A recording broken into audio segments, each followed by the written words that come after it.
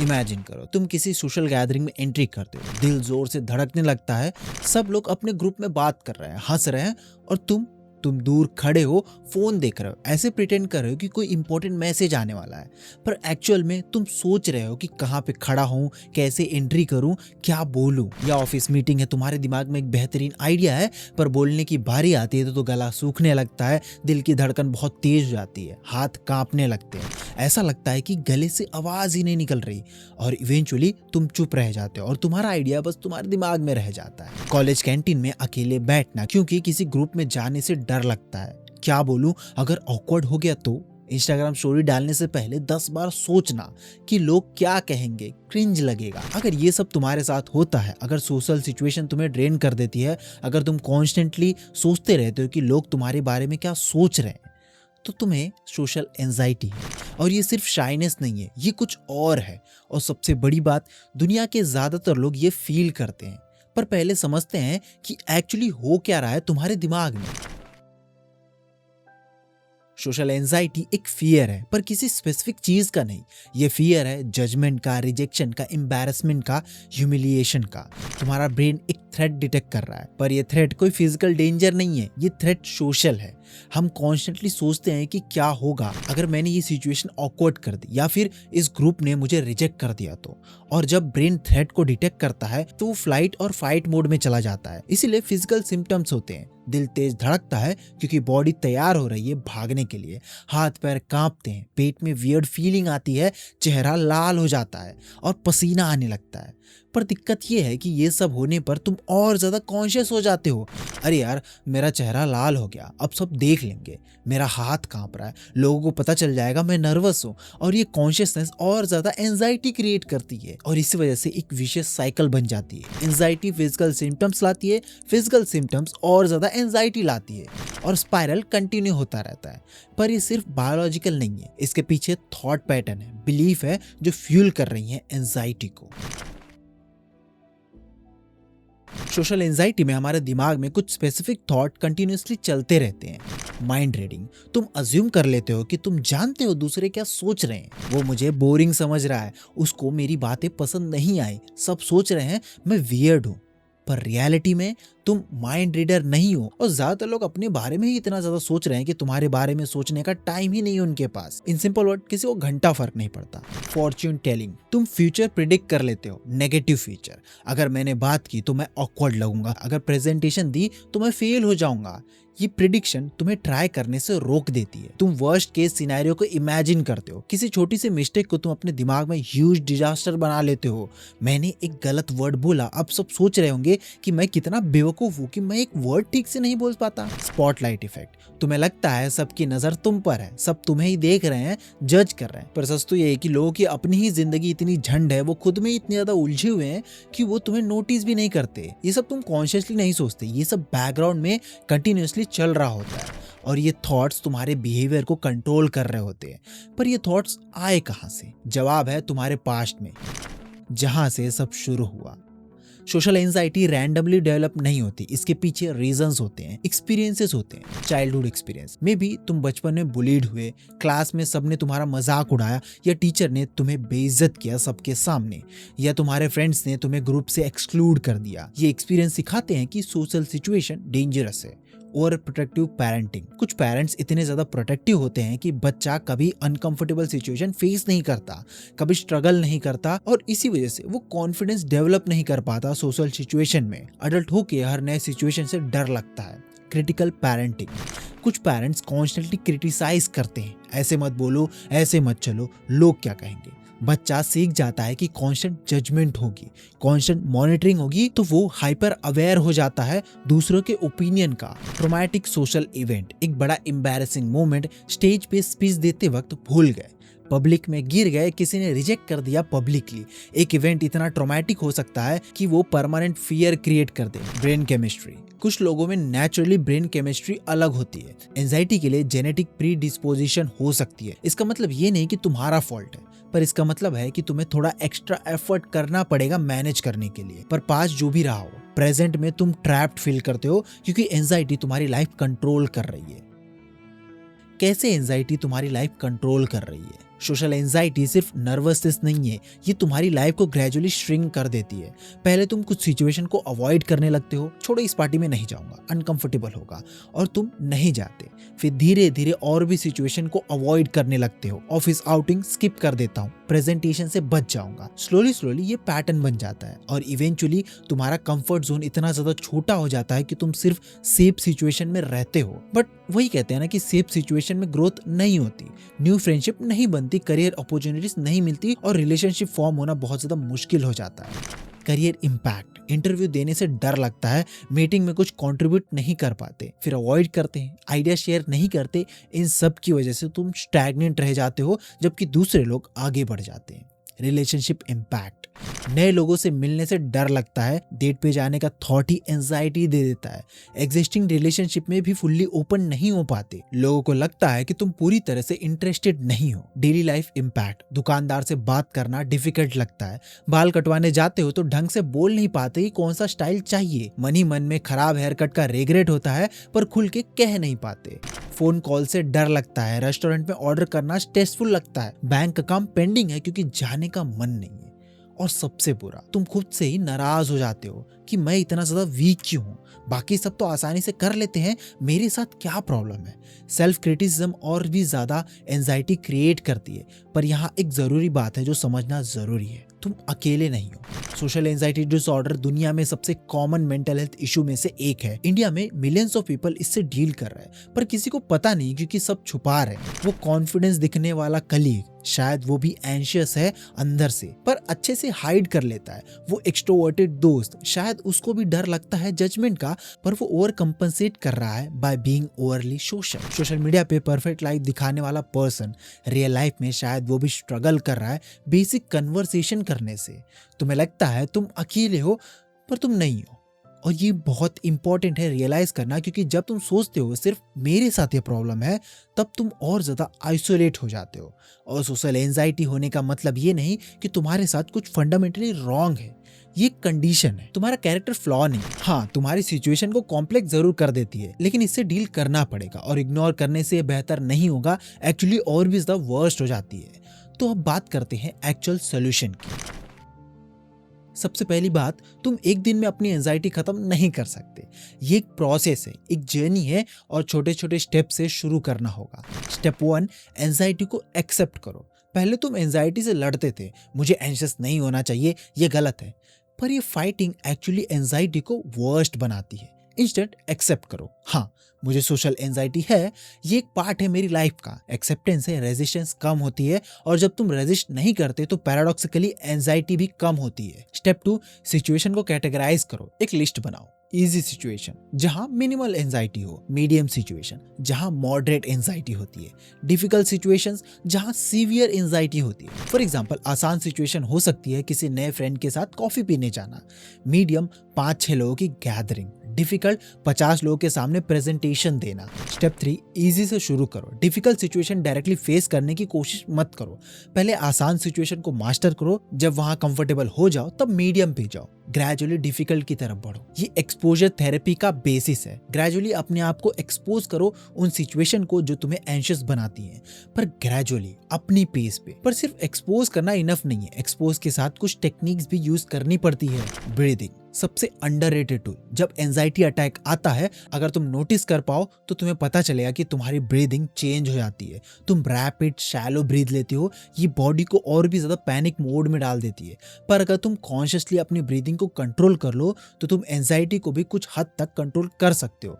इसके लिए तुम 4-7-8 ब्रीदिंग टेक्निक का यूज कर सकते हो। 4 सेकेंड तक इनहेल करो नाक से, 7 सेकेंड तक होल्ड करो, 8 सेकेंड एक्सहेल करो मुंह से, और इसको 4-5 बार रिपीट करो। ये टेक्निक फिजिकली तुम्हारे नर्वस सिस्टम को काम करती है। ये साइंस है, कोई मैजिक नहीं। अब तुम रियल लाइफ में इसको कैसे इस्तेमाल कर सकते हो। सपोज तुम्हारी कोई मीटिंग है, मीटिंग से पहले 2 मिनट बाथरूम में जाके 4-7-8 ब्रीदिंग करो, तुम्हारा हार्ट रेट स्लो हो जाएगा, माइंड क्लियर हो जाएगा। पार्टी में एंट्री करते वक्त कार में बैठ के 5 मिनट ब्रीदिंग करो, फिर एंट्री करो। कन्वर्सेशन के बीच में अगर ओवरवेल्म फील कर रहे हो तो एक्सक्यूज मार के 1 मिनट के लिए अलग हो जाओ, डीप ब्रीथ लो, कंपोज करो अपने आप को, फिर वापस जाओ। ये दिखने में छोटी टेक्निक लगती है पर बहुत ज्यादा पावरफुल है। एक और टूल है जो आपको और भी ज्यादा हेल्प कर सकती है, सेल्फ टॉक को चेंज करो। तुम्हारे दिमाग में जो बातचीत चल रही है अपने आप से, वो तुम्हारी रियलिटी क्रिएट करती है। अगर तुम कॉन्स्टेंटली कह रहे हो मैं ऑकवर्ड हूँ, कोई मुझसे बात नहीं करना चाहता, मैं एम्बैरस हो जाऊंगा, तो तुम्हारा ब्रेन भी उसी के अकॉर्डिंग बिहेव करेगा। पर अगर तुम कॉन्शियसली चेंज करो ये नैरेटिव, तो रिजल्ट भी चेंज हो सकता है। For example, negative self talk versus realistic self talk. Negative, सब मुझे जज करेंगे। रियलिस्टिक, कुछ लोग जज कर सकते हैं पर ज्यादातर लोग अपने में बिजी हैं, और जो जज करते हैं ये उनकी प्रॉब्लम है, मेरी नहीं। नेगेटिव, अगर मैंने कुछ स्टूपिड बोल दिया तो सब हमेशा मुझे याद रखेंगे। रियलिस्टिक, लोग खुद इतने कन्वर्सेशन करते हैं कि कल तक भूल जाएंगे मैंने क्या बोला था, और इवन अगर याद भी रखा तो क्या फर्क पड़ता है। नेगेटिव, मैं कभी कॉन्फिडेंट नहीं बन सकता। रियलिस्टिक, मैं अभी अनकंफर्टेबल हूँ पर प्रैक्टिस से कंफर्टेबल हो सकता हूँ। हर कॉन्फिडेंट पर्सन भी कभी ना कभी बिगनर था। देखो, जब भी नेगेटिव थॉट्स आए उसे पॉज करो, क्वेश्चन करो, क्या ये थॉट फैक्ट है या अजम्पशन है। ज्यादातर एंजाइटी थॉट्स अजम्पशन होते हैं, फैक्ट्स नहीं। फिर उस थॉट को एक रियलिस्टिक थॉट से रिप्लेस करो। ये ओवरनाइट नहीं होगा, पर कंसिस्टेंट प्रैक्टिस से ये ऑटोमेटिक हो सकता है। पर कभी कभी रियलिस्टिक थिंकिंग भी इनफ नहीं होती, तब बॉडी को फिजिकली काम करना पड़ता है। Grounding techniques. कभी कभी एंजाइटी इतनी इंटेंस हो जाती है कि ब्रीदिंग और सेल्फ टॉक काम नहीं करता, तब ग्राउंडिंग टेक्निक्स काम कर सकती हैं। 5 4 3 2 1 टेक्निक। एंशियस मोमेंट में कॉन्शियसली नोटिस करो 5 चीजें जो तुम देख सकते हो, वॉल पे फोटो, फैन, किसी की शर्ट।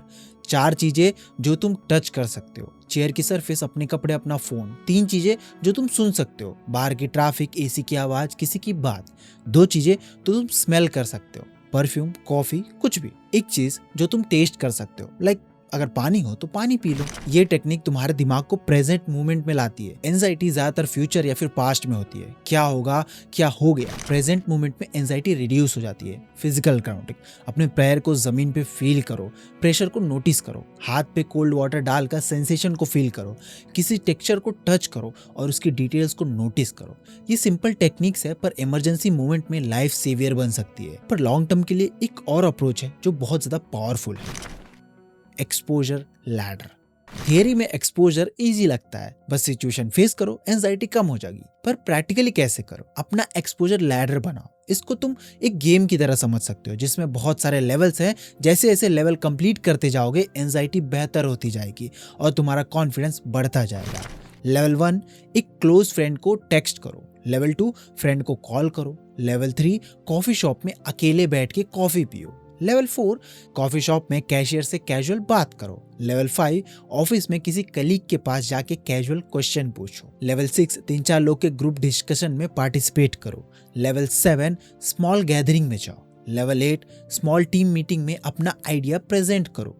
लेवल 9, बड़ी पार्टी में जाओ जहां ज्यादातर लोग तुम्हें नहीं जानते। लेवल 10, बड़े ऑडियंस के सामने प्रेजेंटेशन। अब ऑब्वियस सी बात है कि एक गेम है तो उसके रूल्स भी जरूर होंगे। तो रूल्स ये हैं कि हर लेवल पे तब तक रुको जब तक वो कंफर्टेबल ना हो जाए। 1 वीक लग सकता है, 1 मंथ लग सकता है, कोई टाइम लिमिट नहीं है। अगर कोई लेवल बहुत ज्यादा डिफिकल्ट लग रहा है तो बीच में और भी ज्यादा लैडर ऐड करो, और भी ज्यादा स्टेप्स ऐड कर दो। लैडर को और ग्रेजुअल बनाओ। अगर किसी लेवल पे फेल हो गए तो कोई बात नहीं, एक स्टेप पीछे जाओ, प्रैक्टिस करो, फिर दोबारा ट्राई करो। हर सक्सेसफुल अटेम्प्ट के बाद अपने आप को रिवॉर्ड करो, सेलिब्रेट करो अपनी छोटी विक्ट्रीज को। चलो एक एग्जांपल समझाता हूँ। राहुल को प्रेजेंटेशन देने से एक्सट्रीम एंजाइटी थी, उसने ये किया। वीक 1 में मिरर के सामने प्रैक्टिस करी। वीक 2 में फोन पे रिकॉर्ड करके खुद को सुना। वीक 3 में एक बेस्ट फ्रेंड के सामने प्रेजेंट किया। वीक 4 में 2-3 क्लोज फ्रेंड के सामने प्रेजेंट किया और फीडबैक लिया।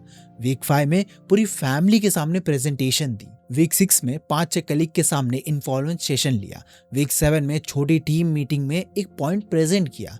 वीक 8 में पूरी टीम मीटिंग में 5 मिनट प्रेजेंट किया। वीक 9 में फाइनली उसे इतना ज्यादा कॉन्फिडेंस आ गया था कि उसने डिपार्टमेंट मीटिंग में प्रेजेंट किया। 3 महीने लगे पर इवेंचुअली उसने कर लिया और अब उसको इतनी एंजाइटी नहीं होती। पर कभी कभी प्रोफेशनल हेल्प भी लेनी चाहिए, थेरेपी और मेडिकेशन। अगर तुम्हारी एंजाइटी सीवियर है, डेली फंक्शनिंग डिफिकल्ट हो रही है, जॉब नहीं कर पा रहे हो, रिलेशनशिप सफर कर रही है, बेसिक टास्क भी बहुत ज़्यादा मुश्किल हो जाता है, तो प्रोफेशनल हेल्प लेना इंपॉर्टेंट है। Cognitive behaviour therapy CBT। ये सबसे इफेक्टिव थेरेपी है सोशल एंजाइटी के लिए। थेरेपिस्ट तुम्हें हेल्प करते हैं नेगेटिव थॉट पैटर्न्स को आइडेंटिफाई करने में, उन थॉट्स को चैलेंज करने में, रियलिस्टिक थिंकिंग डेवलप करने में और ग्रेजुअल एक्सपोजर प्लान बनाने में। CBT शॉर्ट टर्म होती है, यूजुअली 12 से 20 सेशन होते हैं और ये प्रूवन है साइंटिफिकली। मेडिकेशन, कुछ केसेस में मेडिकेशन हेल्प करती है। यूजुअली एंटी डिप्रेसेंट प्रिस्क्राइब होते हैं जो लॉन्ग टर्म एंजाइटी को मैनेज करती है, या बीटा ब्लॉकर जो स्पेसिफिक सिचुएशन जैसे प्रेजेंटेशन से पहले फिजिकल सिम्टम्स को कंट्रोल करती है। पर याद रखना, मेडिकेशन सिर्फ साइकेट्रिस्ट प्रिस्क्राइब कर सकते हैं और मेडिकेशन इकलौता सोल्यूशन नहीं है, इसको थेरेपी के साथ कंबाइन करना होता है बेस्ट रिजल्ट्स के लिए। अब देखो, बाहर के देशों में इस पे आसानी से हेल्प मिल जाती है, लेकिन इंडिया में क्या ऑप्शंस है? ऑनलाइन थेरेपी प्लेटफॉर्म वैसे तो बहुत सारे, for example BetterHelp India, Talkspace, बहुत सारी मेंटल हेल्थ एप्स अवेलेबल हैं like MindPeers, private psychiatrist. Google पे सर्च कर सकते हो और आपको बहुत सारे साइकेट्रिस्ट मिल जाएंगे। हाँ, मैं समझ सकता हूँ कि बहुत से लोगों को पैसे की दिक्कत हो सकती है। ऑलमोस्ट हर कॉलेज में काउंसलिंग सेंटर्स होते हैं, कुछ NGOs फ्री थेरेपी देते हैं, या आप गवर्नमेंट हॉस्पिटल में भी ट्राई कर सकते हो। पर थेरेपी के साथ साथ लाइफस्टाइल चेंज करना भी इंपॉर्टेंट है। लाइफस्टाइल चेंजेस जो तुम्हें एक्चुअली हेल्प करते हैं। Number 1, exercise non negotiable.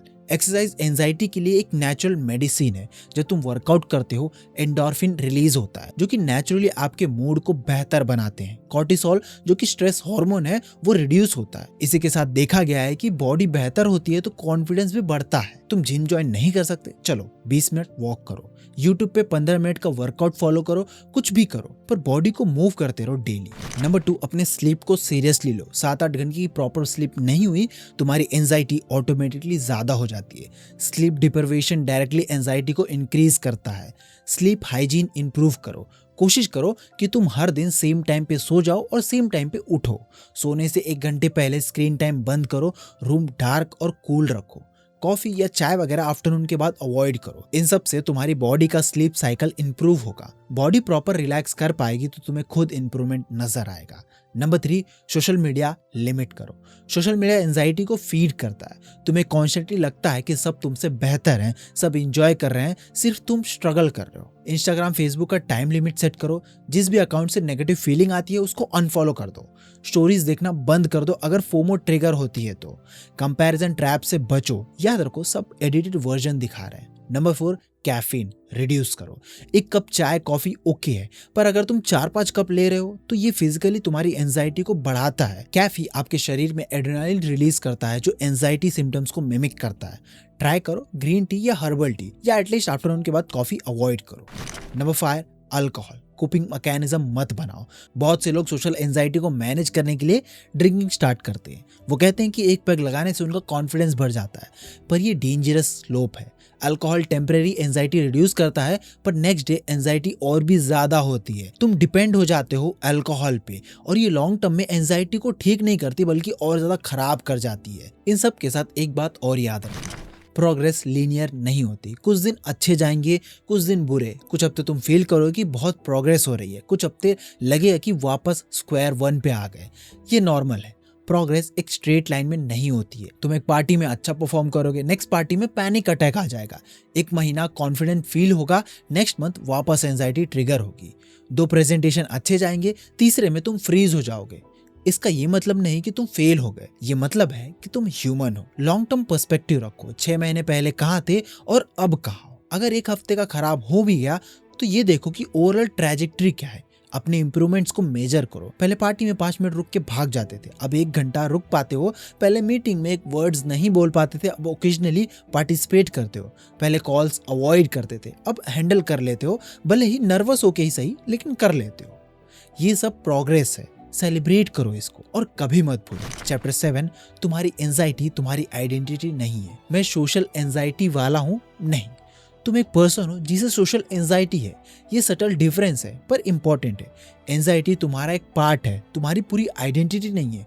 तुम और भी बहुत कुछ हो। तुम्हारे इंटरेस्ट है, तुम्हारे स्किल है, तुम्हारी काइंडनेस है, तुम्हारी क्रिएटिविटी है, तुम्हारा सेंस ऑफ ह्यूमर है। एंजाइटी किसी भी तरह तुम्हें डिफाइन नहीं करती, वो बस एक चैलेंज है जिसे तुम डील कर रहे हो। और हाँ, शायद ये चैलेंज हमेशा रहेगा। कुछ लोगों की एंजाइटी कंप्लीटली खत्म हो जाती है, कुछ लोगों की मैनेज हो जाती है, पर जो भी हो तुम एक फुलफिलिंग लाइफ जी सकते हो।